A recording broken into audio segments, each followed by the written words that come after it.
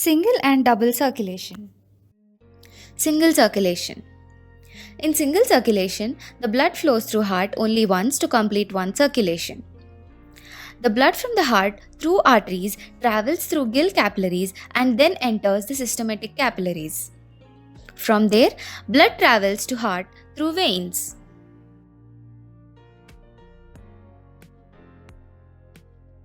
Double circulation. The deoxygenated blood from all the parts of the body enters the heart.